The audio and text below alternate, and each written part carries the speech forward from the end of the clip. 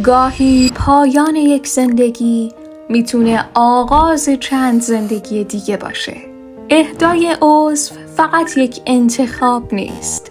ادامه امید، ادامه نفس، ادامه زندگی، قلبی که دوباره میتپه، چشمایی که دوباره روشن میشه و لبخندی که به یک خانواده برمیگرده. اهدای عضو فرهنگ بخشیدنه، فرهنگ انسان بودن، فرهنگ موندن حتی بعد از رفتن. تو روزایی که دنیا بیشتر از همیشه به مهربونی نیاز داره، اهدای عضو میتونه زیباترین شکل ادامه دادن زندگی باشه.